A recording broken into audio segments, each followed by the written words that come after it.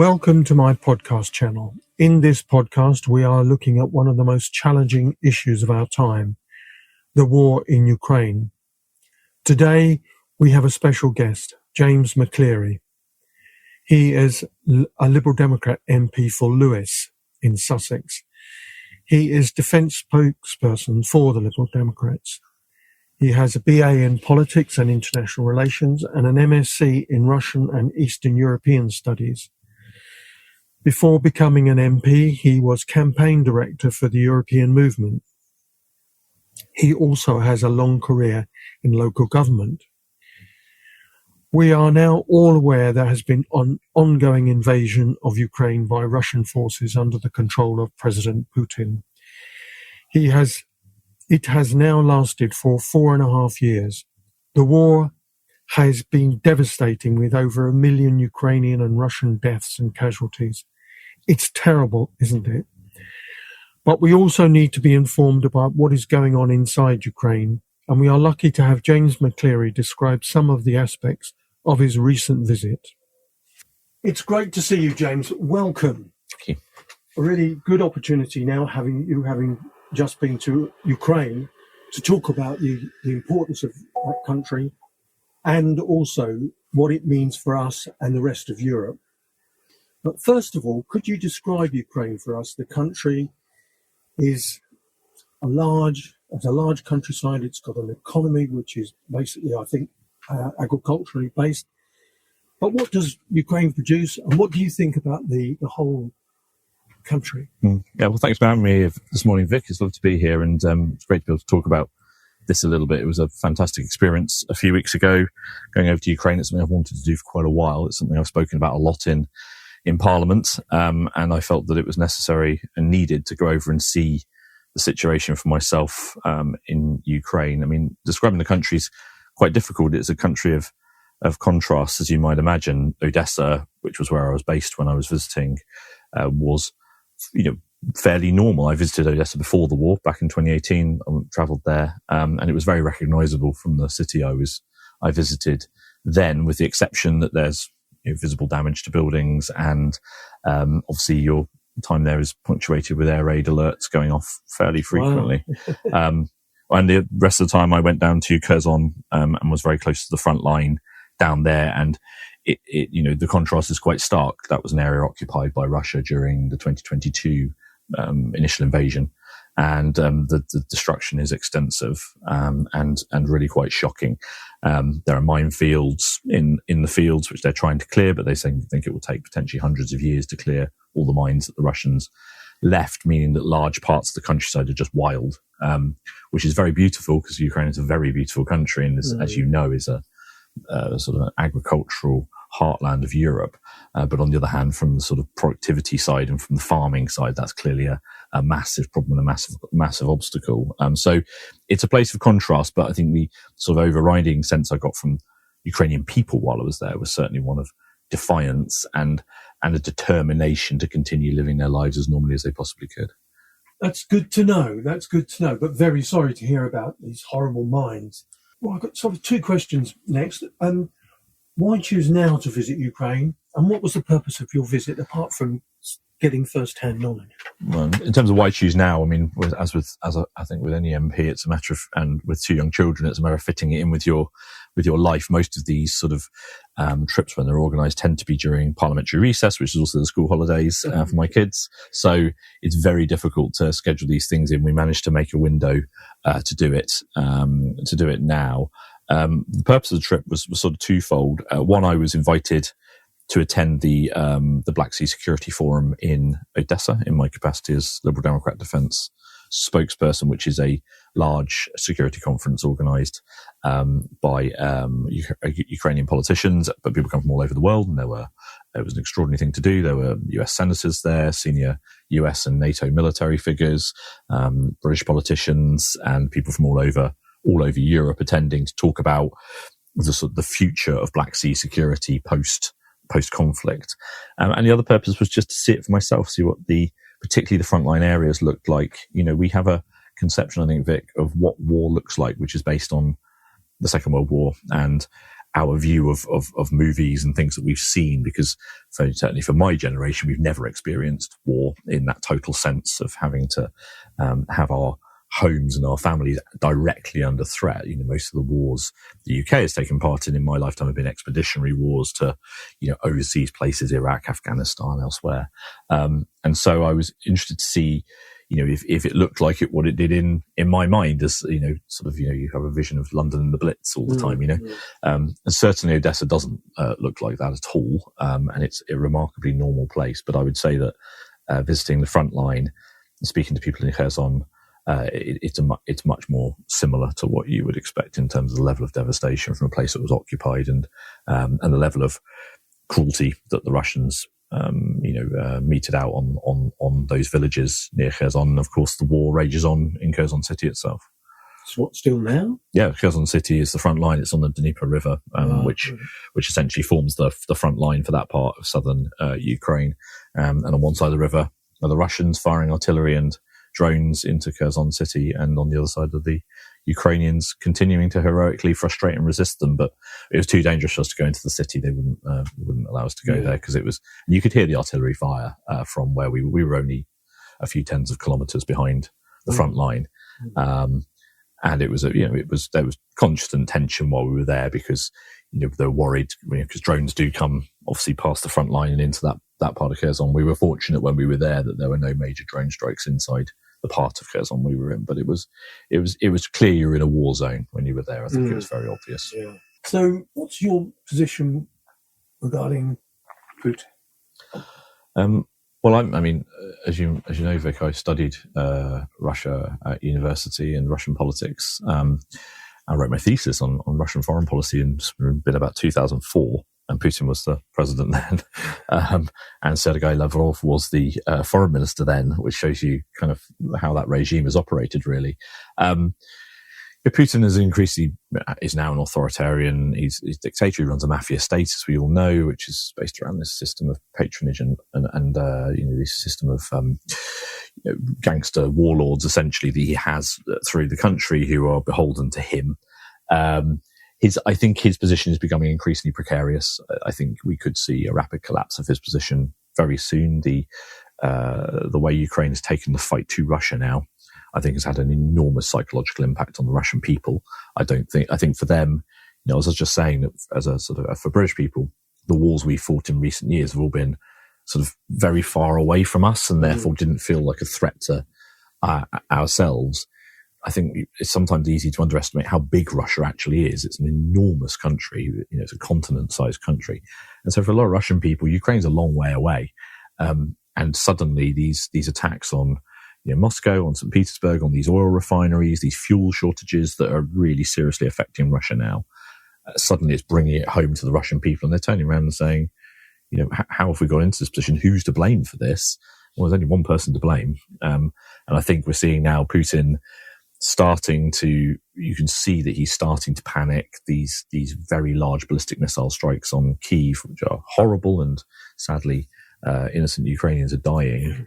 But this is the sort of it reminds me a little bit of, they would say you've lost an argument when you mention Hitler, but, it almost reminds me of the revenge weapons at the end of the Second World War, a dictator losing his grip, lashing out at the opposition or the enemy, more out of spite than any actual strategic objective, because hitting Kyiv with these weapons doesn't do anything for the front line at all. So I think Putin's in a lot of trouble, and I think our job, and I've said this to quite a few people, and I'll be raising this with ministers, is I think our job in the UK is to be ready for that. We've got to work out how it is that because we didn't do this well in 1991 after the collapse of the Soviet Union, how we are ready to support democratic forces in Russia, to make sure that Russia just doesn't end up with another Putin succeeding the current one. Yeah. I think it's important to mention, and I'm sure you would agree with me, that the targets which Ukraine are using inside Russia are industrial and they're not civilian, whereas the targets by these missiles you've just mentioned are often mostly in civilian areas. Turning away from the high-level points, can you describe the logistics of your visit? And were there any special groups that helped you get that visit in? Because I believe it wasn't conventional. You couldn't just fly there. No, you can't. I mean, Ukrainian airspace is shut to civilian aircraft for obvious reasons. So we flew in. It was organised for me so I was doing the Black Sea Security Forum, which was the end of the week, and then I deliberately blocked out the whole week so that I could make it a wider trip, because I was really keen to get down to close to the front line as I could. So for UK Friends of Ukraine, who are a voluntary organisation, fantastic, and they organise regular trips for MPs over there. This certainly wasn't their first one. They've taken big groups over, and I think they're doing another one later this year. They organised the logistics of it. I flew into Chisinau in Moldova, capital of Moldova. I flew directly from Luton Airport, which I've never been to before, but there you go.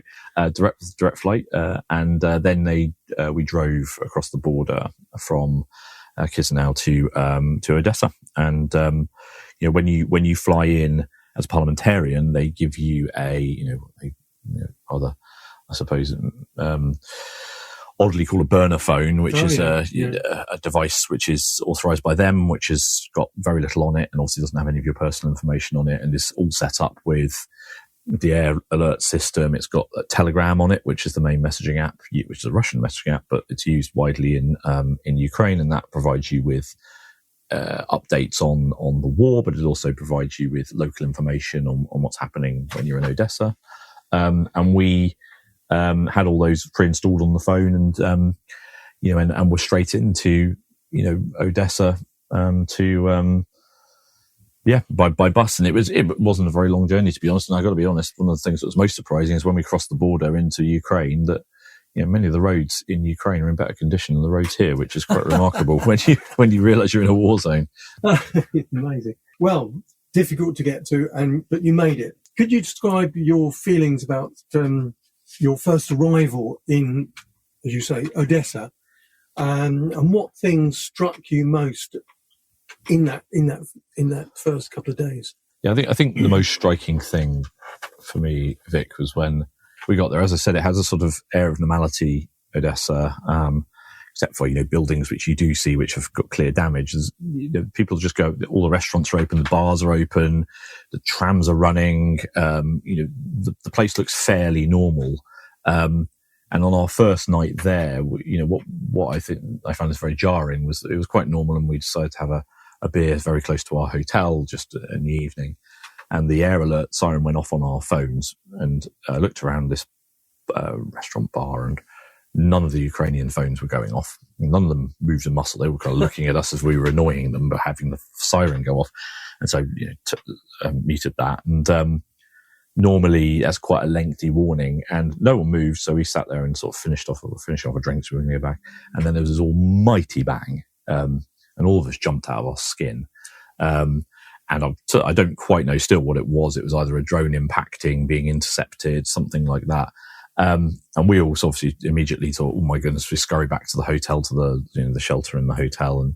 And I always have a sort of an enduring memory of this young lady she was serving, and she came up with a full tray of drinks, and she'd just come out of the door to outside where we were sitting. So it was quite warm. And, this bang went off. And if she'd moved even an inch either way, the whole lot would have gone.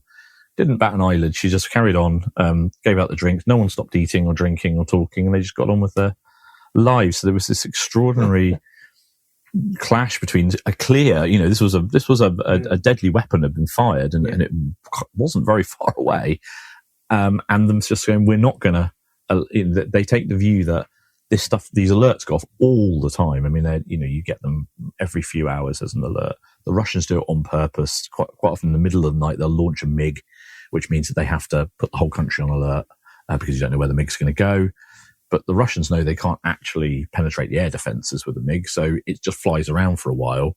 Everyone's phones go off. Everyone gets woken up at 4:00 in the morning, and then the MiG just lands again. It's kind of war of attrition by Putin, isn't it? It's psychological warfare. It's how so much of warfare now is information based and in the mind, because it's different. But that was quite a sort of jarring first night, and I felt it was interesting to see how Ukrainians in Odessa, at least, are coping with these attacks, which come quite frequently, largely because of the port, of course, which they're attacking the port on a regular basis. Very important port. So I visited the port, and the damage there was pretty extensive. But they've restored port operations to a remarkable level under fire. Absolutely extraordinary. They said that straight after the war started, they went down to about 20% capacity. They're now right back up, not full capacity, but they're up into the high, 80, 90% capacity, which they're doing through innovation, using technology, which you see throughout Ukraine, just using digital alternatives and becoming more efficient. Because if you're working in Ukraine, you're probably going to have to see, particularly in the port, probably going to have to seek shelter a couple times a day at least. And so you can't just work 9 to 5. You've got to work around airstrikes. And so they've really innovated around using, particularly mobile phones and digital technology are really integrated into Ukrainian life. They probably could teach us a lot about. I think they probably could. I mean, it's very interesting how, right now, of course, vast amount of Ukrainian GDP is going on the war, understandably. And that means I think it's necessarily forced them to reduce the size of the state, because also a lot of the people who worked for the government are serving now. Serving in the army and whatever. Indeed, or on the front line, and so I think they've been forced to really, really think deeply about how you provide services to the public in a much more streamlined way that requires fewer people and more digital access. And I suspect once the war ends, it'll be very interesting to see how the Ukrainian state looks at that point. And there's certainly, we should be looking at that and seeing if for our own services, whether we can embrace more of that digital adaptation. Yeah. Now, you've been there on this visit to this conference. What are other governments doing, and what are NGOs doing out there? Are there any sort of specific things which stand out most about what they're doing, or is it just small amounts of help here, there, and everywhere? Yeah, I think it's it varies. I mean, the one thing that we should be very proud of is that Ukrainians see us as their key partners. We're seen as the UK has been their stalwart ally from day one, and we've provided the most support of any European country, certainly, and probably of any country by certain measures. And they know that, and they know that that there are Ukrainians living here who've taken refuge in the UK, including here in Lewes and the surrounding area. And they know all of that, and I think we should be very proud of that. That we continue to be seen as the key ally and the great friend of Ukraine. But other countries are doing a lot. I mean, certainly when I was in Kherson, I visited a doctor's surgery which had been rebuilt. The French government have funded that, and they had provided. It was quite interesting. There were doctors and so forth on site, but they had screens, a whole room full of screens, which were for digital, for virtual appointments. So if you need a specialist appointment, it's very hard if you're in Kherson to get to a specialist. If you've got something more serious you need to talk about. And so what the French have done is provided a digital platform for them to do virtual appointments so that they can do it. Brilliant. Which is fantastic. So there was evidence of that. The European Union as aid program has provided them with water towers all the way through the area because the Russians cut off their water supply. To try to that kind of warfare, which again is another one of the many war crimes Russia has committed during this war. And so there were these water towers I went to see, which were all funded by the European Union's aid program. I think the sad thing was that you could see some very sort of tired old US aid stickers on things that were clearly things that had been provided prior to Trump by US aid. So that's noticeable. The Trump era is noticeable by its absence. Because the newer things are all EU, France, UK. It looks obvious that the sort of the United States was there and now is much less there than it once was, which is probably something I'm afraid you see as a trend all over the world with Trump cutting off US aid, which is a catastrophic thing to do. So I think we're going to have to, go forwards. Certainly, Europe is going to have to pick up a lot more of that support for Ukrainian, reconstruction, regeneration. But honestly, Vic, when you're there in those frontline villages, the level of destruction is they targeted all of the public buildings. So typically, they would come in, and when they retreated, they destroy the schools, police station, doctors' surgeries, anything that provided a public service to Ukrainian people. And when I say destroyed them, I mean to a foot high. It's just rubble, and then left mines in the rubble. So that you can't actually go in at all to rebuild it, because you have to do a mine clearance first, which clearly, in a war zone is quite hard to do. So it's a sort of form of total war. And one of the things that people need to understand about what Russia is doing in Ukraine is, the actual physical attack is one thing, but they're also, they've abducted over 20,000 Ukrainian children. It's very clear that they've deliberately attacked schools in the area. A lot of this is about erasing the Ukrainian identity by attacking children in particular. And it's been very clear that that's been a campaign that they've run, is to try to target that element of Ukrainian society. It's not just, we want to win the war, we want to eradicate who you are completely. And that was Putin's objective in the first place. And it's very evident when you're on the front line about what they were trying to do when they were there. God, awful things that man does. So you're back here in the UK now. Just a few words before we wrap up on how you will use this information back here in the UK in Parliament or in discussions with other organisations.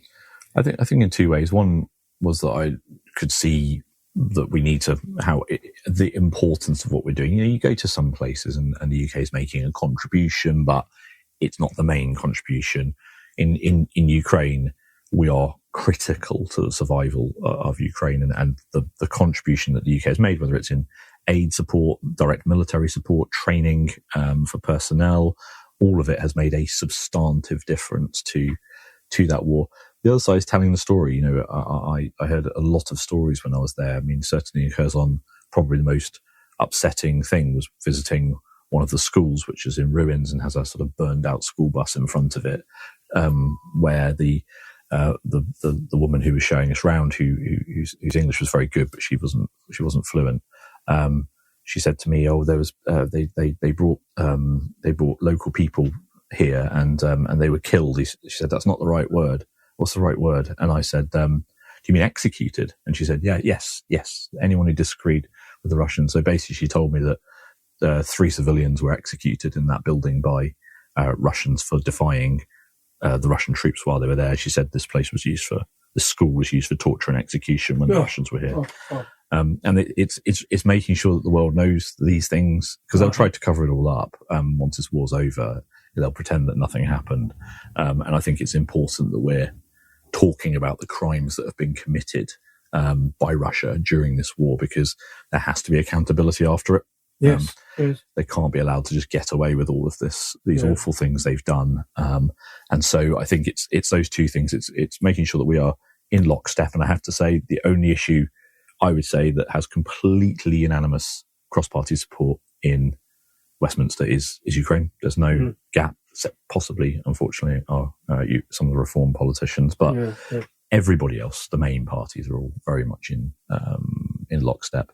And then there's just telling people stories and repeating what you heard and explaining what it's really like and how heroic their defiance is, but also how, we need to be worried about this. Russia constitutes a much wider threat to us than Ukraine. It constitutes a threat to the whole of NATO. We heard this last week, the United States warning that Russia could attack Poland to test NATO defences. And, it's important to go to those places to see what that occupation looks like, because should they launch a surprise attack in the Baltics or in Poland and occupy part of one of those countries or all of that country for a while, when you go to Kherson, you see what that looks like. It looks like execution of civilians, it's destruction of public infrastructure, it's cutting off water supplies, it's torture and coercion. And that's why it's so important that we make sure that we are investing in our defences with our allies in Europe to make sure that we deter them from ever doing anything like this again. Well, thank you, James. That's revealing, worrying, and also I'm really pleased that one of our UK politicians, yourself, has been out there and seen that on the front line, because I'm sure that will help you carry the message into Parliament. And we could go on, and I could ask you very many more questions. You've got great knowledge about this. But I think we wrap it up now, and maybe there'll be an opportunity for another development podcast, and hopefully of a more positive kind later on, if there can be in this horrible war. James, it's been a pleasure talking to you. Good luck with your ongoing parliamentary campaign on this subject and on all the other subjects. Pleasure. Thank you, Vic. Thank you very much. Thank you for listening to this podcast. I hope you found it interesting and enjoyable. For my other podcasts and other information, please go to ient.me.uk/podcasts. That's ient.me.uk/podcasts. Here you will also find links to my other publications and articles.